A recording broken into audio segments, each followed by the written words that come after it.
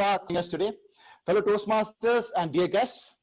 Now, according to a 2014 survey on American fears conducted by a university called Chapman University, they found out that public speaking stands to be the top fear in the list of the US phobias.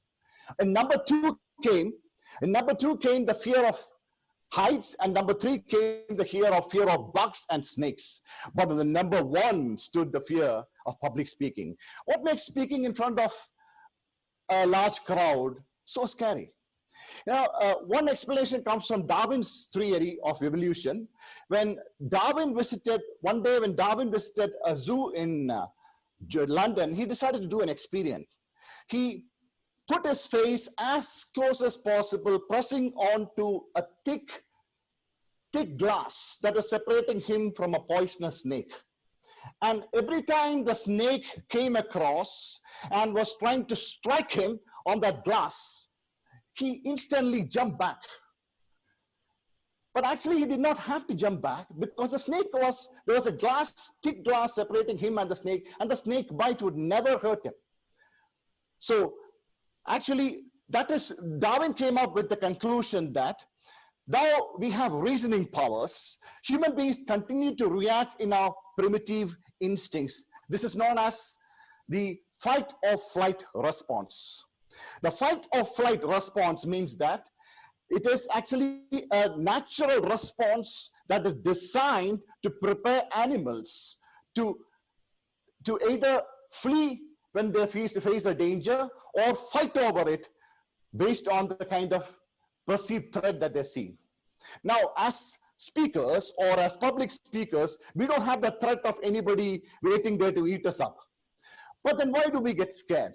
Now, we have modern primary fears like fear of losing our reputation, fear of making a mistake, fear of failure, and different things. These possibilities or these fears are enough to create that fight and flight response by which some people flee from the screens and do not take the stage anymore, and they lose out on these opportunities. But there are some people who decide to fight those fears, and that is why some of us have joined a Toastmaster club like Toastmasters Club, and we are connected online out here. Now, I would like to say that several great speakers were scary cats on the screen, on the stage. There were several great speakers who had the fear of public speaking. I would like to tell you very briefly about two people. One of them was a young guy who was even terrified to stand up and utter his name when his teacher called up his name in college. And he decided to choose up subjects that are designed only to sit in the class, but he decided not to choose any subject where he had to stand up and speak in front of a class. But at the age of 21, when he had to take up a stockbroker's first career job, he realized that either he had to face that fear or he has to live a life not rising up to his full potential. But he decided to fight instead of flee. And he took up a course, Dale Carnegie's course on public speaking. And from there, he evolved as a great speaker. I'm talking about none other than Warren Buffett, the third richest person in this planet. There was another young man who went to study law. He was panicked. He had a panic attack every time he stood up in front of people. Every time he stood up in front of people, he was panic attack. He goes blind. His throat tries to dry up, and he can't speak at all. So when he was doing it law, or he was studying law, and he was asked to address a crowd in London, a vegetarian community in London. He wrote a very beautiful speech, and he was going to deliver that speech. But the moment he saw the crowd, his mind went blank. He could read only one line of that speech, and then everything went blank. He gave that speech to somebody else, and somebody else had to read the rest of the speech for him. He walked out of the room humiliated. Then when he completed his law and he was supposed to put his case across, present his first case in front of a judge, he came and stood with the judge, and as he stood there, he had this panic attack, and he could not speak a word, and he had to leave that courtroom humiliated because he could not even ask a single question. He said, I will leave the law. I will leave every kind of opportunity wherein I will have to stand up and speak. But fortunately, he did not do that. He fought his fears. He decided not to flee, and he became not just a great speaker, but a person who led a great independence movement. I'm talking about nobody other than Mohandas Karamchand Gandhi, who is also known as Mahatma Gandhi, the father of the Indian nation.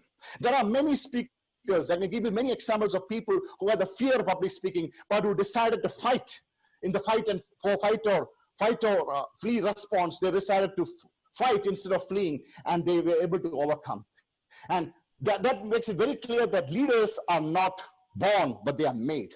And that is the same intention by which, that is the same thought by which, that is the same belief by which we had Dr. Francis Medley forming this club, wonderful called the Toastmasters International, way back in 1924 in Santa Ana, California, which has grown up to have 16,600 clubs spreading over 143 countries. And this club is not just helping the members to fight the fear of public speaking, but it is transforming lives, careers, and personalities all across the world. And today, some of us who are connected here are people who have decided to fight rather than flee. And we all experienced the benefit of it. As if you are a guest, you are in the right place, because this is the place where you can conquer your fears.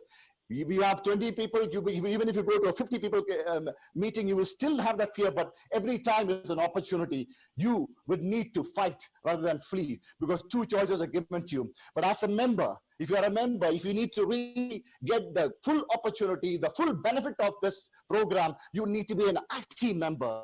You just not have to be a member, but you will have to be a member living up the Toastmasters experience. So I would like to call upon every members to be active and use this opportunity in a supernatural way, because there is no limits to which what you can grow in the Toastmasters Club. So like you said, you have a choice, either to flee or to fight.